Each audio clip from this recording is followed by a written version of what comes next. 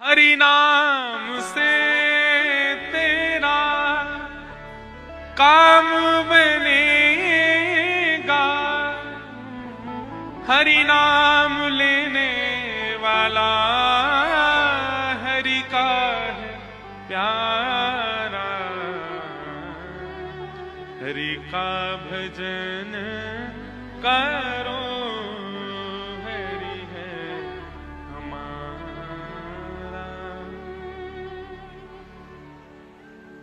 श्रीमद रामानंदाचार्य जी महाराज, बहुत ध्यान से सुनिएगा, ये विश्वास की करने वाली एक कथा है, बहुत ध्यान से सुनना। रामानंदाचार्य जी महाराज सब लोग जानते हैं, रामानंद संप्रदाय के आचार्य। वे जब अपने बाल्यकाल में थे, उनके साथ एक बड़ी सुखद घटना हुई। एक गांव में एक महात्मा आए और वे महात्मा आकर के नाम की महिमा सुना रहे थे। बहुत सावधानी से सुनना सब लोग।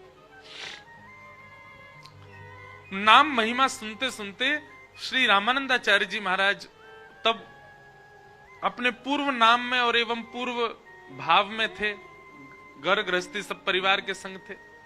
तो आपने खड़े होकर के महाराज जी से कहा, बोले महाराज जी अच्छी बात है कि आप कह रहे हैं नाम गाना चाहिए, नाम उच्चारण करना चाहिए, नाम जप करना चाहिए, पर नाम हमको रोटी थोड़ी खवा देगा। जीवन जीने के लिए कर्म तो करना पड़ेगा ना हमको। नाम से पेट थोड़ी भर जाएगा हमारा, नाम से जीवन थोड़ी निकल जाएगा हमारा पूरा। तो जो आचार्य मंच पर बैठे थे वो बोले भैया अगर पूर्ण विश्वास करो तो नाम पेट भी भर देगा। तो रामानंदाचार्य जी थोड़े छोटे बालक, थोड़ा उनमें हट तो था ही। तो आप श्री ने कहा ठीक है, तो फिर ठीक है, मैं अब कुछ नहीं खाऊंगा, केवल राम राम जपूंगा, देखता हूं राम जी मेरा कैसे पेट भरते हैं। और गांव से दूर चले गए। गांव से दूर एक नदी के किनारे एक विशाल वटवृक्ष था। उस वटवृक्ष के नीचे जाकर के बैठ गए और राम राम राम राम राम राम राम राम राम राम राम राम जपने लगे। तभी आपने देखा कि नदी के किनारे कुछ लोग विचरण कर रहे हैं। तो आपके मन में भाव आया कि हो सकता है कि मुझे साधु महात्मा कुछ संत समझ के ये लोग खाने पीने दे जाएंगे मुझको, इसलिए आपने सोचा नीचे बैठना उचित नहीं, पेड़ के ऊपर बैठ जाता हूं। पेड़ के ऊपर बैठ गए। कुछ नहीं, बस गांव के लोगों से कह के आए थे, राम जी अगर पेट भर देंगे तो मैं पूरा जीवन राम नाम में ही निकाल दूंगा। राम राम राम राम राम राम पेड़ पे बैठ के जपने लगे। तभी क्या हुआ, कुछ यात्री लोग वहां से निकल रहे थे। उन्होंने देखा विशाल वटवृक्ष है, बढ़िया छांव है, सुबह के हम लोग चले, कुछ पाया है नहीं हमने अभी तक, इस वृक्ष के नीचे ही बैठ जाते हैं, यहीं कुछ पा लेते हैं प्रसादी। उस वृक्ष के नीचे सब लोग बैठ गए, अपनी पोटली वोटली सब खोल दी उन्होंने और सब नदी में स्नान करने लगे, आचमन करने लगे। बोले सब लोग यहीं प्रसाद पा लेते हैं। प्रसाद पाने बैठ ही रहे थे, इतने में ही उस जंगल का एक डाकू आ गया। डाकू के आते ही महाराज उसके घोड़ों को आते देख, उनके हाथों में सब औजार और वो सब लगे थे मारने के, उन सबको देख करके वो सबरे अपनो सामान वामान सब छोड़ छाड़ के मजे भाग गए। डाकू आया पूरी सेना के साथ, उसने कहा हाँ भाई सुनो, ये सब माल यहां पर पड़ा है, इसमें से देखो हमारे उपयोग की क्या वस्तु है। सब खोल खाल करके देखा, उसमें थोड़ा बहुत कुछ धन मिला, धन सब रख लिया। तभी उनमें से एक बोला, बोले महाराज थोड़ा बहुत ही धन मिला पर भोजन सामग्री खूब बढ़िया है, खूब सारा भोजन है, आपकी आज्ञा हो तो हम सब लोग यहीं आज प्रसाद पालें, बनाना नहीं पड़ेगा, खूब बढ़िया बढ़िया प्रसादी है, इसी को ही पा लेते हैं। ऊपर बैठे रामानंदाचार्य जी सब देख रहे थे, राम राम राम राम जप रहे थे। डाकू जो उनका सरदार था बोले हाँ सही है, यहीं पे कर लेते हैं। सब नीचे आ गए। जैसे ही प्रसाद पाने के लिए बैठे, पता नहीं कैसे जो सरदार था डाकुओं का, उसकी दृष्टि पड़ी ऊपर। और जैसे ही उसने ऊपर देखा तो रामानंदाचार्य बालक बैठे थे। बोले रुक जा कुछ मत खाना, इसमें से इसमें जहर मिला है। बोले आपको कैसे पता? बोले ऊपर देखो ये बालक, इसने षड्यंत्र रखा है, हमको ना जाने कहां कहां के राजा ढूंढ रहे हैं पकड़ने के लिए, इस बालक को उन्होंने ही भेजा होगा और ये पूरे भोजन में उन्होंने विष डाल दिया ताकि हम लोग पावें और हम जैसे ही हमारी बेसुध हो जाएं, मर जाएं, तो ये बालक जाकर के राजा से खूब सारी सोने की मोहर लेगा। ये हमको पकड़ने का षड्यंत्र है। डाकू ने कहा इस बालक को नीचे उतारो। रामानंदाचार्य जी नीचे आए, राम राम राम राम राम राम राम राम। बोले क्यों रे बालक, हमको खिलाने के लिए ये विष मिला करके तूने भोजन पूरा नीचे फैला? बोले नहीं, राम राम राम राम राम राम। टांकुओं का सरदार बोला ये ऐसे नहीं मानेगा, इसका भोजन इसी को खिलाओ। अब रामानंदाचार्य जी तो मुंह बंद करें, इधर उधर भागे तो पकड़ लिया उनको। बोले इसके हाथ पकड़ो, इसके पैर पकड़ो, मुंह खोलो इसका। और जैसे ही मुंह खोल करके महाराज, अच्छा मुंह खोल करके भी कुछ गलत वस्तु नहीं है, पेड़ा खिला रहे हैं, मोहनथाल खिला रहे हैं, पूड़ी खिला रहे हैं, रबड़ी खिला रहे हैं, जितनी सामग्री थी सब खिला रहे हैं। रामानंदाचार्य जी के नेत्रों से आंसू गिर रहे। बोले जय हो राम जी, ऐसा प्रसाद तो मैंने कभी नहीं पाया कि 56 भोग ठूस ठूस के खिलाए जा रहे हैं। ये है राम नाम की महिमा। और उसी समय हमारे विश्व को, हमारे भारत भूमि को एक आचार्य मिले, श्री रामानंदाचार्य, राम नाम की महिमा से, जिनके शिष्य स्वयं श्री रैदास जी महाराज, श्री कबीरदास जी महाराज, ये सब उनके शिष्य हुए। इसका मतलब ये नहीं कि आप भी बैठ जाओ गंगा जी पे, राम राम राम राम। अच्छा एक बात बोलूं, करके देख लो, कोई बुराई थोड़ा ही है। राम जी कहीं ना कहीं से कृपा कर ही देंगे। लेकिन हम एक बात कह रहे हैं, जब हमको एक कथा से ये बात विश्वास हो गई कि राम नाम से अन्न मिल रहा है, तो क्यों ना उस राम नाम से राम को ही मांग लो। जब अन्न साधन मिल सकता है तो स्वयं राम क्यों नहीं मिल सकते? भगवान नाम अति श्रेष्ठ। इसलिए नाम बहुत आवश्यक है जीवन में, भगवान नाम।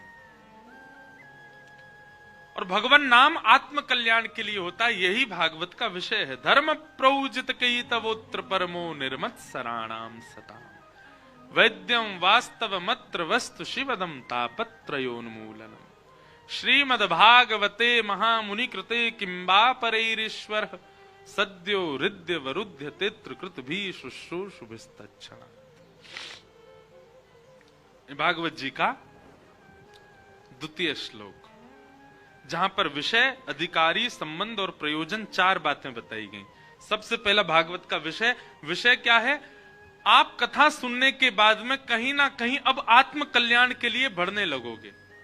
अभी तक आपकी स्थिति क्या है? कहीं ना कहीं आप देह की पुष्टि का भाव रखते हैं, ऐसा खाऊं जिससे देह पनपे, ऐसा कुछ करूं जिससे मेरे देह को सुख मिले, ऐसा कुछ करूं जिससे मेरा देह प्रबल हो, धनवान हो, संपत्तिवान हो। ऐसी ऐसी इच्छाएं जब देह के लिए आती हैं, तब तक आप धर्म कर रहे हो। लेकिन जिस दिन आपके मन में भाव आ जाता है भाई देह तो नश्वर है, इसके भीतर विराजमान जो आत्मा है उसका उद्धार करना है मुझको, और देह का माध्यम लेना है, उसी दिन आप परम धर्म करने लग जाते।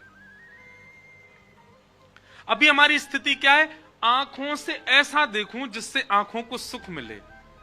पर परम धर्म करने वाली की स्थिति क्या हो जाती? आंखों से उसको देखूं जिससे आत्मा की संतुष्टि हो। संसारी व्यक्ति क्या? ऐसा सुनूं जिससे मैं एंटरटेनमेंट हूं, जिससे मेरा मनोरंजन हो। लेकिन आध्यात्मिक व्यक्ति क्या कहता है? ऐसा सुनूं जिससे मेरा आत्मचिंतन हो। संसारी व्यक्ति ऐसा खाऊं जिससे मेरी जीव को सुख मिले, और आध्यात्मिक व्यक्ति ऐसा खाऊं जिससे मेरा और भजन बढ़े। वजन नहीं, भजन।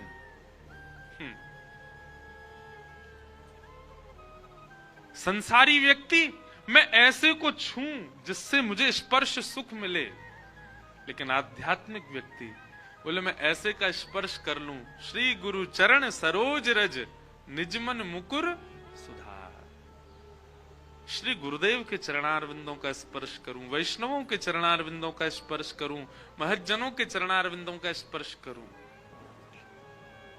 संसारी व्यक्ति वो अपने पैरों से चाहता है मैं ऐसी जगह जाऊं जहां अच्छे फोटोज खिंचवा सकूं, अच्छे इंस्टाग्राम और सब जगह पर डालने वाली मेरी फोटोज खिंच जाएं।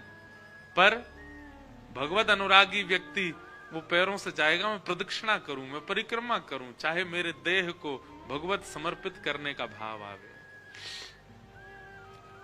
ऐसी स्थिति, ये परिवर्तन आने लग जाए मन में, तो समझो आप भागवत सुन रहे हो। आप कहीं ना कहीं देह से उठ करके आत्म कल्याण की भावना में चले जाते। ये भागवत का विषय है। आपको यह समझ में आने लग जाए कि देह तो माध्यम है, कल्याण तो मुझे अपने भीतर बैठी उस चेतना का करना है जो ना जाने कितने दिन से भटक रही है। ये भागवत का विषय। दूसरी बात, भागवत का अधिकारी कौन है? इस पूरी योजना में कौन आ सकता है जिसके अंदर आत्म कल्याण की इच्छा प्रकट हो जाए, देह से परे को हो जाए?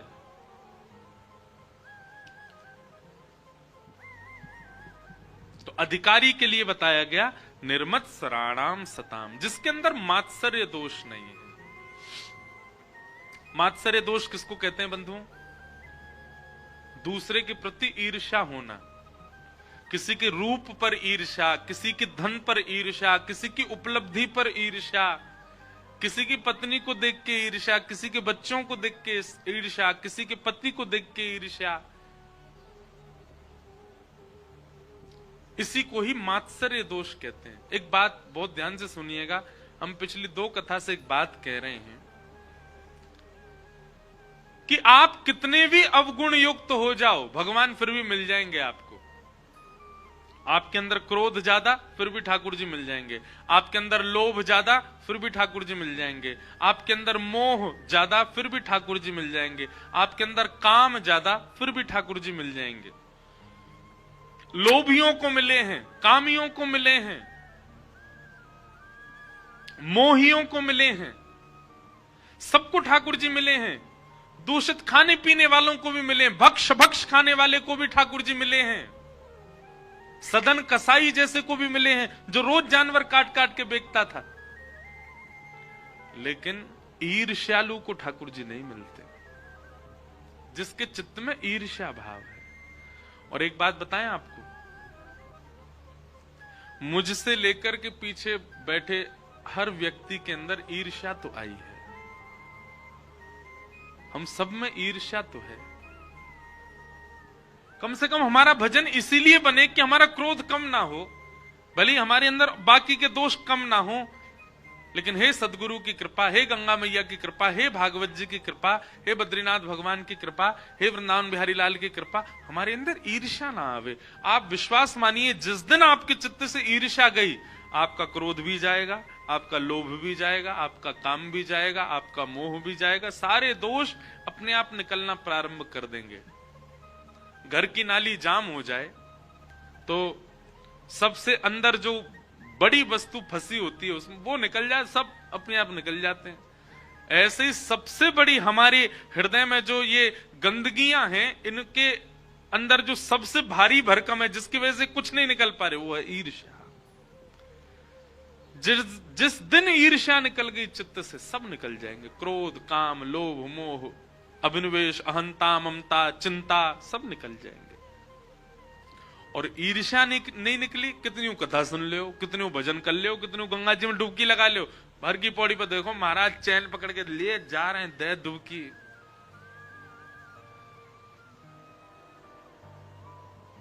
दो चार तो बह गए, चैन नहीं छोड़ रहे, दे डुबकी। नाना नानी रह गए भाई,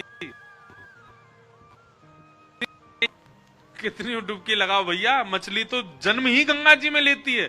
आप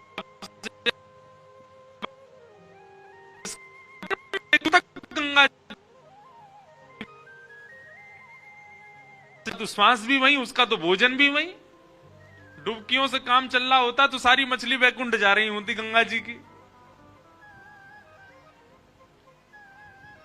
एक बात कहें, कई लोग शायद हो सकता खुश हो जाएं इस बात को, गंगा जी के स्नान से ज्यादा शास्त्राज्ञा कहते हैं गंगा तब दर्शनात् मुक्ति। गंगा जी का दर्शन कर लो बस, उसी से ही मुक्ति हो जाती है। खुश है गए कई लोग। कई अनकेन ने कह रखी होगी यार एक डुबकी तो लगावेंगे 7 दिनों में। लेकिन अब कह रहे हैं, बोले महाराज जी कह रहे दर्शन तो ही काम चल जाएगा। लेकिन एक बात कहें, ऋषिकेश से आगे की जो गंगा है ना, उनके दर्शन से काम चलेगा, यहां तो नहाना ही पड़ेगा। क्यों? ऋषिकेश से आगे की जो गंगा है उसमें अगर कूदवे गए तो फिर पता ही नहीं चलेंगे, सीधे गंगा सागर में मिलोगे फिर तो। स्नान का अपना महत्व है कि गंगे गंगे तियो ब्रूयात यो जनानाम सतैरपि मुझ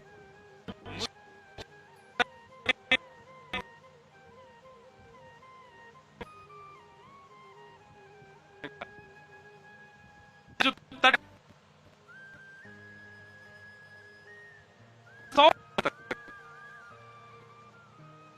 संपूर्ण गंगा तट ही माना जाता है। ऐसे 100 योजन के भीतर, मतलब यहां बैठ के गंगा गंगा बोलो और यहां से 100 योजन चले जाओ, 1 योजन में 3 किलोमीटर होते हैं शायद, हैं? 100 योजन में कितने हो गए? इतनी दूर तक कोई भी गंगा गंगा कहे उसको गंगा जी में डुबकी लगाने वाले के समान फल प्राप्त होता है। आप कहेंगे इतनी बड़ी बात क्यों फेंक रहे हो महाराज जी? फेंक नहीं रहे, हम सत्य कह रहे हैं। ये भी क्यों है पता है? अब गंगा प्राकट्य की कथा है, सुना देते हैं। 3 पीढ़ियां निकल गईं गंगा जी को लाने में। एक राजा की कथा आती, भागवत जी में ही कथा है। सगर राजा जो थे, उनके अनेक पुत्र हुए और उन पुत्रों का किसी का, वो कथा लंबी है, उनका वध हुआ।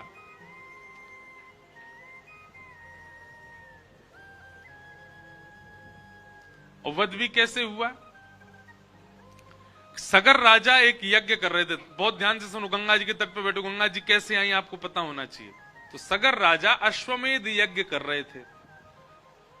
तो अश्वमेध यज्ञ में एक नियम होता है कि अश्व जो है उसको छोड़ा जाता है, मुक्त छोड़ा जाता है, जब तक उसको कोई पकड़ ना ले वहां तक, ऐसा कुछ नियम होता है अश्वमेध यज्ञ में। तो सगर राजा का जो अश्व था, यज्ञ के बाद उसको छोड़ना था, लेकिन वो इंद्र विघ्न डालते हैं यज्ञ में।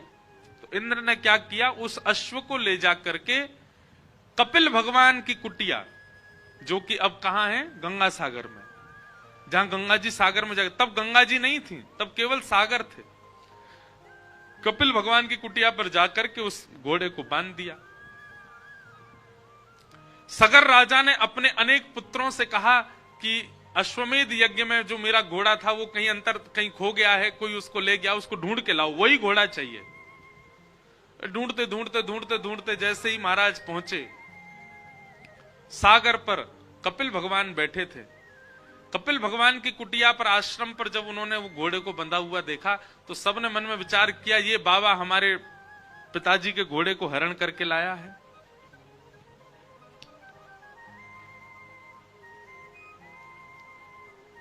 जैसे ही कपिल भगवान को उन्होंने उठाने का प्रयास किया तो ब्रह्म ध्यान में बैठे थे, ध्यान से जैसे ही उठे, नेत्र खोले तो उनके नेत्रों से अग्नि प्रज्वलित हुई और वे सारे बालक सगर के वहीं जल गए, राख बन गए। तब सगर महाराज ने अपने अन्य बालकों को कहा कि जाओ, जाकर के ढूंढ करके लाओ, मेरे बालक सब कहां हैं। पहले तो घोड़े ढूंढने गए, बालक भी नहीं मिल रहे। ढूंढते ढूंढते जब वे सब लोग गए और जाकर के देखा कपिल भगवान बैठे थे, कपिल भगवान के चारों ओर राख का ढेर पड़ा था। जाकर के कहा कि भगवान हमारे पूर्वज मिल नहीं रहे हैं, कहां हैं? तब कपिल भगवान ने कहा देखो हमारी ब्रह्म अग्नि से वे सब नष्ट हो गए हैं और उन्हीं की ये ढेर राख का पड़ा है। क्योंकि एक साधक की तपस्या भंग करने के लिए लोग आए थे, इसलिए इनको मुक्ति नहीं मिली है अभी। बोले इनको मुक्ति कैसे मिलेगी? बोले इनको मुक्ति यदि दिलाना चाहते हो तो विष्णु पदी, भगवान विष्णु के नित्य अभिषेक का जो चरणामृत वैकुंठ में है, यदि वो पृथ्वी पर आवे और वो इनका स्पर्श करे तो ये मुक्त हो जाएंगे। तब महाराज इन्हीं हिमालयों पर खड़े होकर के 3 पीढ़ियों ने, एक पिताजी, एक दादाजी पूरे जीवन निकल गए सेवा करते करते, गंगा जी नहीं आई। दूसरे निकल गए, गंगा जी नहीं आई। और उसी वंश में तीसरी पीढ़ी में आए भगीरथ जी, और उन्होंने जब यहां पर तपस्या की तो 3 पीढ़ियों तक गंगा जी नहीं आई। 3 पीढ़ी बाद गंगा जी ने मन में विचार किया कि अब चलना चाहिए, इतना हमें बुला रहे हैं। तो गंगा जी नहीं आ रही थी, उसके पीछे कारण था। गंगा जी के मन में भाव था कि भाई ये संसार के लोग सब अपने पाप धोने आएंगे मेरे अंदर, और कहा मैं अत्यंत पवित्र करने वाली देव नदी हूं, और ये सब लोग आकर के मुझ में अपने पाप धो देंगे, मुझे मतमेला कर देंगे, पाप युक्त कर देंगे। इसलिए गंगा जी ने 3 पीढ़ियां निकालती नहीं आई।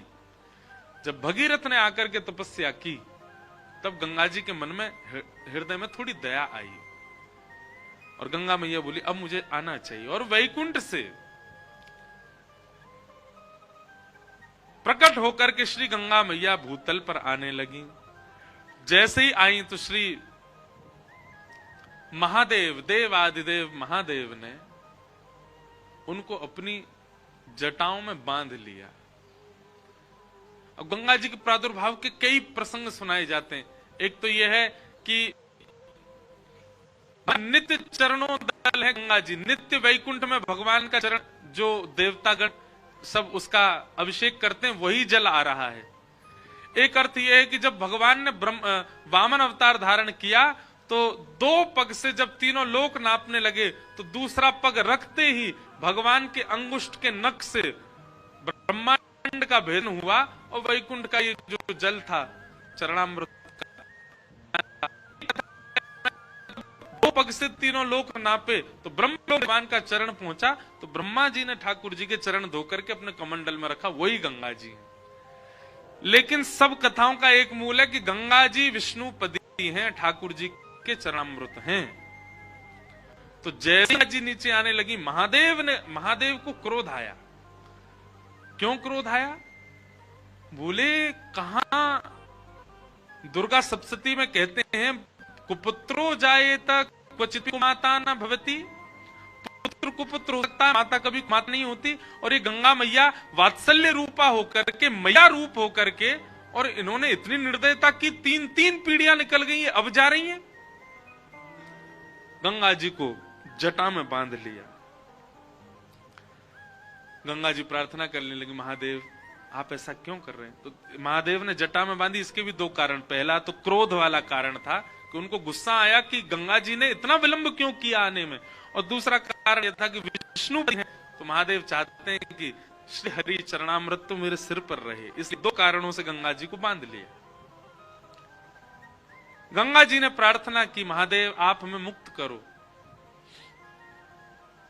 महादेव बोले ऐसे नहीं करेंगे, रुको। भी सब देवताओं को बुलाया, 33 कोटि देवता शंकर जी के आगे हाथ जोड़ के नतमस्तक हो गए। बोले आज्ञा आपने हमें क्यों बुलाया?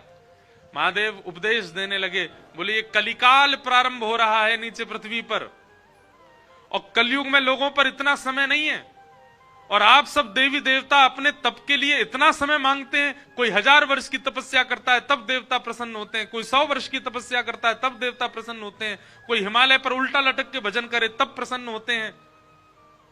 आप सब देवी देवताओं को अपने आप को सहज बनाना पड़ेगा।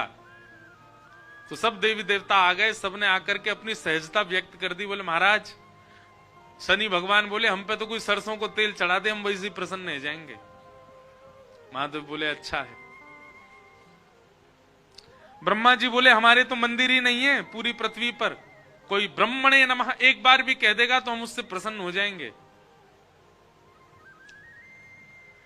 भैरव बाबा, अंबा मैया, सब ने आ करके अपनी सहजता बता दी। कोई इतना कर दे हम उसी से प्रसन्न, कोई इतना कर दे इसी से प्रसन्न। अरे कोई कुछ ना करे, केवल हमारी ओर देख ले, हम उसी से प्रसन्न हैं। तब महादेव ने गंगा जी से पूछा कि आप बताइए, अब सबने तो अपने भाव बता दिए, आपकी प्रसन्नता क्या है? तब गंगा जी कहती हैं, गंगे गंगे यो ब्रूयात् योजनानां सतैरपि मुच्यते सर्व पापेभ्यो विष्णु लोकम स गच्छति। हे महादेव, मैं वचन देती हूं, मैं जहां जहां से बहती हुई जाऊंगी, मेरे तट से 100-100 योजन दोनों तरफ तक, जहां तक मेरी वायु भी नहीं पहुंच रही है मेरा स्पर्श करके, ऐसे 100 योजन दूर बैठ करके व्यक्ति भी यदि गंगे गंगे गंगे गंगा गंगा गंगा कह करके स्नान कर ले और स्नान ना भी करे, केवल गंगा गंगा बोल दे, उसके समस्त पाप नष्ट होंगे और उसको विष्णु लोक की प्राप्ति होगी। जब गंगा जी ने अपनी सरलता और सहजता को व्यक्त किया, तब महादेव ने अपनी एक जटा को खोला और जटा शंकरी बनकर के श्री गंगा जी भूतल पर प्रकट हुई। बोलो गंगा मैया।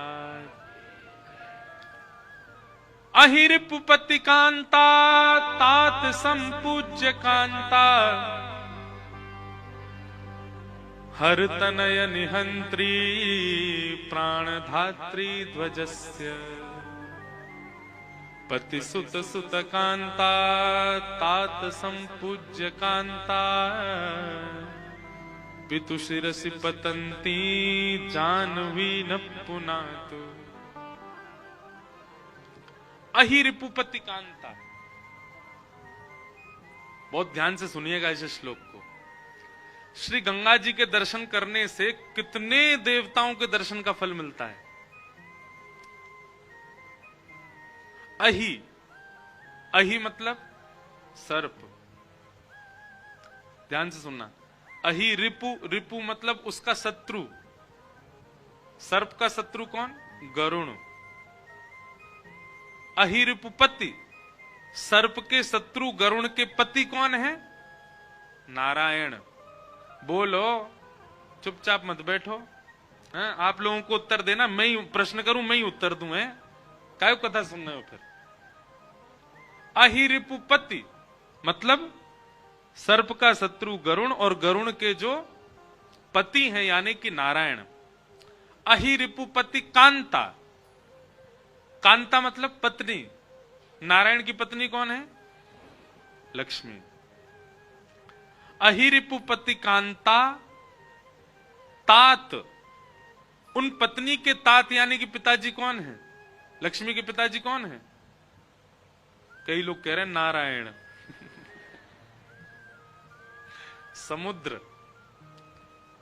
अहिरिपुपति कांता तात यानी कि समुद्र। संबद्ध, समुद्र को किसने बांधा था? राम जी ने। तात संबद्ध कांता, समुद्र को बांधने वाले की कांता कौन है? सीता जी। अहिरिपुपति कांता तात संबद्ध कांता, हर यानी कि समुद्र को पूजने वाले बांधने वाले की कांता सीता जी का हरण किसने किया? ये सबको पता है, साधारण से उत्तर सबको पता है। अहिरिपुपति कांता तात संपूज्य कांता, हर तनय मतलब हरण किसने किया? रावण ने। उसके बेटा कौन है? मेघनाथ। हर तनय निहंत्री, मेघनाथ को किसने मारा? किसने मारा था मेघनाथ को? लक्ष्मण जी ने। हर तनय निहंत्री प्राणधात्री, लक्ष्मण जी के प्राणों की रक्षा किसने की? हनुमान जी ने। अहिरिपुपति कांता तात संपूज्य कांता, हर तनय निहंत्री प्राण धात्री माने हनुमान जी। और हनुमान जी किसके ध्वज में रहते हैं? किसके में? अर्जुन। अहिरिपुपति कांता तात संबद्ध संपूज्य कांता हर तनय निहंत्री प्राण धात्री ध्वजस्य। किसके ध्वज में रहते हैं? अर्जुन के पति कौन है? अर्जुन के स्वामी कौन है? भगवान श्री कृष्ण। ध्वजस्य पति सुत सुत कांता। भगवान के पुत्र कौन है? कौन है भगवान के पुत्र? और अनिरुद्ध के पुत्र कौन है? प्रद्युम्न। प्रद्युम्न की पत्नी कौन है? उषा। पति सुत सुत कांता तात। उषा के पिताजी कौन है? कौन है उषा के पिताजी? बाणासुर। तात संपूज्य। बाणासुर किसकी पूजा करता था? शंकर जी की। अहिरिपुपति कांता तात संपूज्य कांता हर तनय निहंत्री प्राण धात्री ध्वजस्य पति सुत सुत कांता तात संपूज्य कांता। यानी कि बाणासुर शंकर जी की पूजा करता था और शंकर जी की पत्नी कौन है? पार्वती जी। ऐसे पार्वती जी के पिता कौन है? पर्वतराज हिमालय। अब पूरा श्लोक सुनो फिर से। अहिरिपुपति कांता तात संपूज्य कांता हर तनय निहंत्री प्राण धात्री ध्वजस्य पति सुत सुत कांता तात संपूज्य कांता। ऐसी पार्वती जी के पिता पितु शिरसि पतंती। ऐसे पार्वती जी के पिता हिमालय के ऊपर से जो बहती हुई आती हैं, ऐसी गंगा जी को हम प्रणाम करते हैं। पति शिरसि अहिरिपुपति कांता तात संपूज्य कांता हर तनय निहंत्री प्राण धात्री ध्वजस्य पति सुत सुत कांता तात संपूज्य कांता पितु शिरसि पतंती जानवी न पुनातु। हे जानवी मैया, हम आपको प्रणाम करते हैं। एक गंगा जी को प्रणाम करने से कितनों को, भगवान श्री कृष्ण के पूरे परिवार को वंदन हो गया, राम जी को वंदन हो गया, महादेव को वंदन हो गया, अर्जुन को वंदन हो गया, महाभारत का युद्ध दिख गया, राम रावण युद्ध दिख गया, सबको प्रणाम हो जाता है केवल गंगा जी को प्रणाम करने से। ऐसी श्री गंगा मैया। नमः पार्वती पतये हर हर मैया की जय। तो ऐसी गंगा मैया जिनके दर्शन मात्र से ना जाने कितने देवी देवता और कितने वंश परंपरा ठाकुर जी की स्मृति में आ जाती है। संपूर्ण रामायण, संपूर्ण महाभारत और संपूर्ण शिव महापुराण को प्रणाम होता है केवल गंगा जी को प्रणाम करने से। ऐसी गंगा मैया। तो हम सब लोग चर्चा कर रहे थे मात्सर्य दोष पर। ईर्ष्या, ईर्ष्या नष्ट करती है भागवत जी की कथा। और अगर किसी के चित्त से ईर्ष्या नष्ट नहीं हो रही है, कथा श्रवण के बाद भी भगवत प्राप्ति में बाधा बनेगी। चाहे वो कितना भी गंगा स्नान कर ले, लेकिन चित्त से ईर्ष्या नहीं जा रही है, चाहे कोई भी दोष चला जाए, और जाएगा ही नहीं। जब तक ईर्ष्या रहेगी कोई भी दोष नहीं जा सकता आपके भीतर से। धीमे धीमे उन लोगों के प्रति जिनके प्रति ईर्ष्या भाव प्रकट होती है, उनके प्रति सद्भाव लाना प्रारंभ करो। नित्य का भजन केवल इसी भाव से करो कि उसके प्रति मेरे चित्त में ईर्ष्या ना आवे। धीमे धीमे ईर्ष्या नष्ट होते सारे अवगुण चले जाएंगे। निर्मत्सराणां सतां वैद्यं वास्तवमत्र वस्तु शिवदं तापत्रयोन्मूलनम् श्रीमद्भागवते महामुनिकृते किं वा परैरीश्वर सद्यो हृद्यवरुध्यते त्रिकृतभिः शुश्रूषुभिस्तत्क्षणात्। तो भागवत का विषय हमने सुना, भागवत का अधिकारी हमने सुना। आगे बताते हैं भागवत जी हमारा किससे संबंध कराती हैं। तो वैद्यम वास्तवमत्र वस्तु शिवदम। श्रीमद् भागवत कथा श्रवण के पश्चात श्री कृष्ण के प्रति कोई अपनत्व भाव। मैं कथा में कहा करता हूं कि कथाएं सुनने के बाद, सत्संग श्रवण के बाद, भजन कीर्तन करने के बाद भी ठाकुर जी ही लगते हैं, भगवान भगवान ही लगते हैं। उनके प्रति कोई अपनत्व की भावना उत्पन्न नहीं हो रही है तो आपके भजन में या साधन में कहीं चूक हो रही है आपसे। ठाकुर जी के प्रति अपनत्व की भावना आना प्रारंभ होना, यह सत्संग का एक फल है। अपनत्व की भावना मतलब ठाकुर जी के प्रति पितृ भाव, ठाकुर जी के प्रति मित्र भाव, ठाकुर जी के प्रति पति का भाव, बालक का भाव। आपको पता है बंधु, महादेव किनकी उपासना करते हैं? किनकी?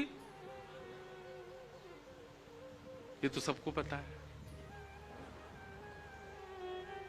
राधा वल्लभ जी उनके अर्चक ठाकुर जी। ये देखो एक बड़ी गोपनीय बात है कि अपने इष्ट को सबको नहीं बताना चाहिए।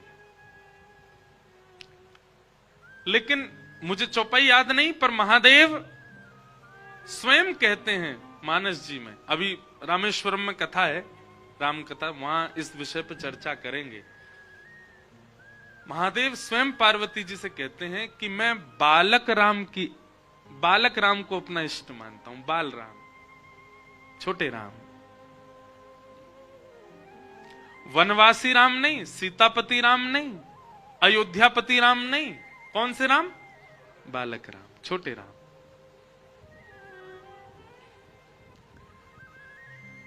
उनका मैं ध्यान करता हूं। हमारे ब्रज के एक संत से किसी ने कहा, बोले कि महादेव ने ऐसा क्यों कहा? और वो संत हमारे घर के बगल में एक स्थान है भागवत निवास। आप लोग कभी वृंदावन आए तो जहां हमारा निवास है ठीक उसके बगल में ही है भागवत निवास। गौड़िया महात्मा रहते हैं वहां पर। एक गौ सेवक बाबा रहते थे, उनका नाम था यादवेंद्र दास। हमारे जन्म से पुरानी बात है। तो भागवत निवास में एक महात्मा रहते थे यादवेंद्र दास। गौड़िया महात्मा थे, गौड़िया वैष्णव थे। गौड़ियाओं का सर्वधन क्या होता है? हरे कृष्ण कृष्ण कृष्ण हरे हरे, हरे राम राम राम महामंत्र। पर यादवेंद्र बाबा जो थे अपने भागवत निवास के, उनकी निष्ठा रामचरितमानस में बहुत थी। और रामचरितमानस में भी केवल और केवल बाल कांड का ही वो पाठ करते रहते थे। कार्तिक का महीना आ जाए, रामनवमी आ जाए, हनुमान जयंती आ जाए, जन्माष्टमी आ जाए, जबकि गौड़ियाओं के तो सर्वधन श्री कृष्ण है, परंतु वो राम जी की आराधना करते थे। और राम जी में भी बालक राम। वही कहते थे, बोले आप ये राम जी की क्यों आराधना करते? बोले मैंने महादेव से सीखा। महादेव कहते हैं कि मैं बालक राम की आराधना करता हूं। उनके पास कोई भी जाता उससे बस एक ही बात कहते, बोले कृष्ण प्राप्त करने हो, किशोरी जी प्राप्त करनी हो, वृंदावन प्राप्त करना हो, कछु भी प्राप्त करना हो, भैया जीवन में जो कछु प्राप्त करना है मानस जी के बाल कांड का पाठ करो। उनसे किसी ने पूछा, बोले बाबा वनवासी राम ने क्या बिगाड़ा? सीतापति राम ने क्या बिगाड़ा? अयोध्यापति राम, राजा राम ने क्या बिगाड़ा? आप बालक राम की क्यों आराधना करते हैं? बोले बिगाड़ो को चुना है भैया। और ठेठ ब्रजवासी थे। वे कहते, बोले हम ब्रजवासी हैं, हम में चतुराई बचपन से ही रहे, हम भोरे भी जितने चतुर भी उतने ही है। वो कहते, बोले बड़े को रिझानो बड़ो टेढ़ो काम है, छोटो नेक में ही रीझ जाए। या हमारे, हम तो बालक राम की आराधना करें। वे कहते, बोले बड़े को कुछ भी दे दो, जैसे जैसे बालक बड़ा होता जाता है उसको मनाना, उसको खुश करना उतना ही डिफिकल्ट होता जाता है। अभी यहाँ छोटा सा बालक रो रहा था, मैं देख रहा था उसकी मैया कैसे उसको शांत कर रही। कुछ नहीं तो एक टॉफी का रैपर ही दे दो, टॉफी भी मत दो, रैपर दे दो, उसका पन्नी होती है ना, पन्नी चिरमिर कर दो उससे, चिरमिर चिरमिर, बालक उसी से शांत हो जाए। जितना छोटा बालक उतनी जल्दी खुश। ज्यादा से ज्यादा छोटे से बालक, और वो छोटा बालक इतना खुश हो जाता है, आपकी गोद में नहीं आ रहा हो, उसको कह दो बज्जी बज्जी घूमने चले, बज्जी अपना सर्वस्व दे देगा आपको। झूठ बोल दो आप उससे। तो यादवेंद्र बाबा कहते, बोले भैया बालक राम बालक कृष्ण ये बड़े भोरे हैं, इनते झूठे में कह दोगे ना लाला मम्मम खवाएंगे, सो ये तो सर्वस्व देवे को आ जाएंगे, तो पूरे के पूरे आ जाएंगे तुम्हारे पास।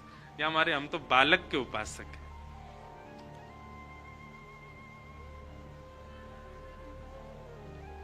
वही बात महादेव कहते हैं। लोग तो जानते हैं कि महादेव के इष्ट श्री राम हैं, परंतु मानस जी में स्पष्ट लिखा है, मुझे वो चौपाई याद नहीं, कल सुनाऊंगा।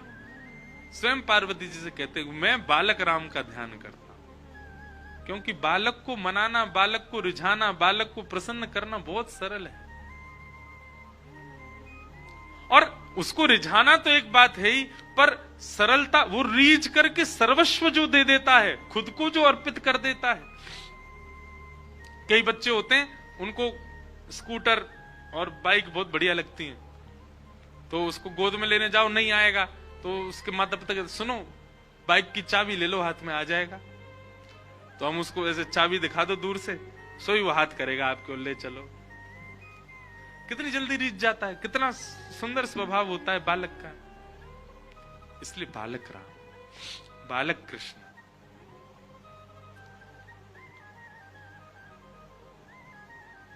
कई लोग राजाधिराज के उपासक हैं, कई लोग मथुराधिपति के उपासक हैं, कई लोग रुक्मणी रमण के उपासक हैं, कई लोग राधा रमण के उपासक हैं, कई लोग राधा वल्लभ के उपासक हैं, कई लोग कुंज के बिहारी के उपासक हैं।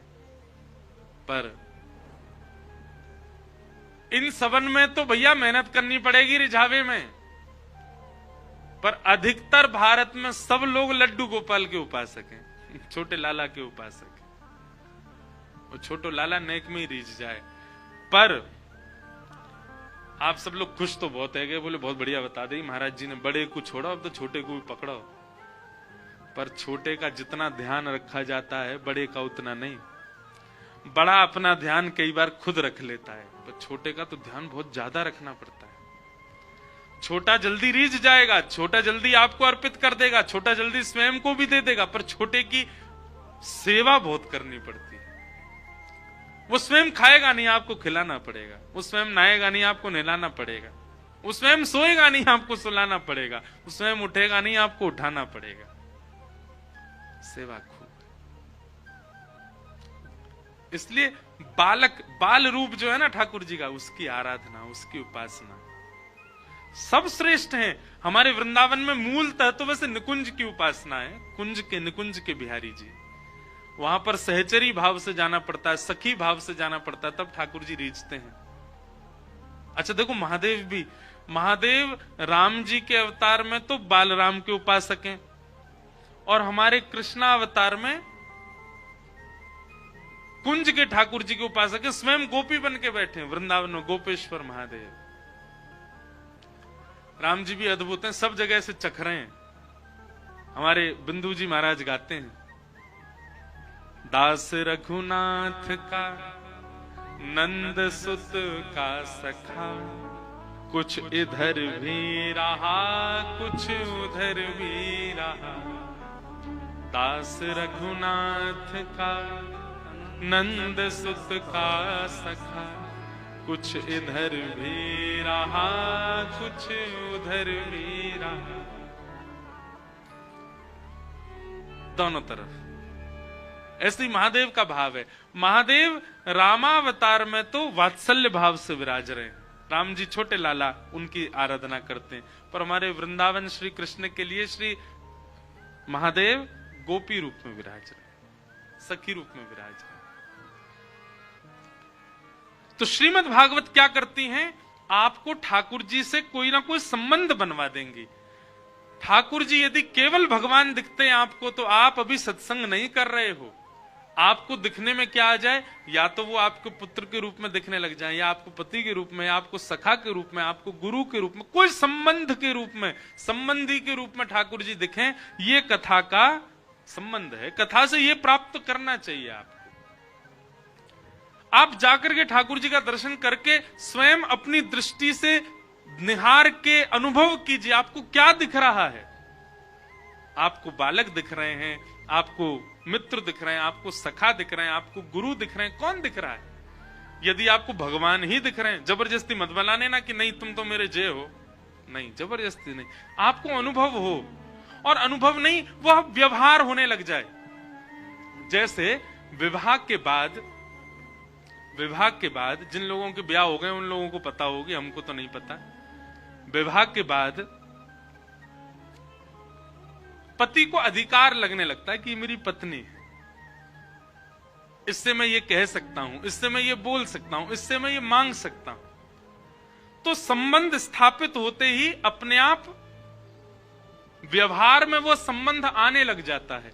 ऐसे ही ठाकुर जी के प्रति जब आपको संबंध दिखे कि ये मेरे मित्र हैं, मेरे सखा हैं, मेरे बालक हैं, मेरे लाला हैं, मेरे गुरु हैं, मेरे भाई हैं, जो भी हैं, वो व्यवहार में दिखे। पर आजकल एक और चीज है, व्यवहार बड़ा खतरनाक है।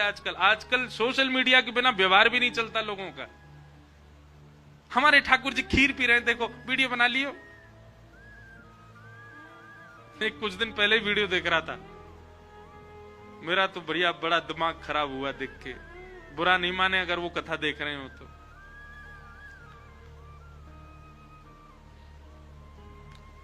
वीडियो बना के ले गए और फ्रिज खोला तो फ्रिज के अंदर कोई सामग्री थी, उस पे लड्डू गोपाल बैठे। ओहो, हमारे लड्डू गोपाल अपने आप फ्रिज के अंदर आ गए, देखो प्रसाद पा रहे हैं। मैं ठाकुर जी कुकड़ गए होंगे बेचारे, बोले या की रील के चक्कर में मोह फ्रिज में बैठा रही है।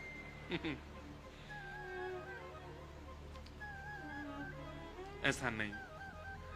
अगर आप संबंध मानते भी हैं ना, देखो संबंध वो अच्छा जो गुप्त रहता हो, जो गोपनीय रहता हो। हम तो सोशल मीडिया वाले लोगों से भी कहेंगे, आप अपनी भक्ति को भी ज्यादा प्रसारित नहीं करो।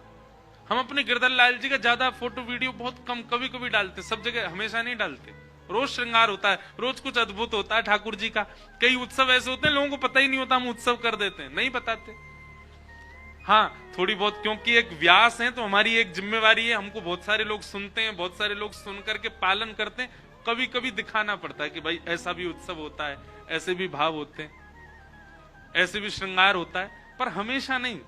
कई लोगों ने कहा आप नित्य का लाल जी का दर्शन डालो, मैं ना, हमसे नहीं डाले, थोड़ा गोपनीय है। और उससे अनुभव किया, प्रेम बढ़ता है, भाव बढ़ता है।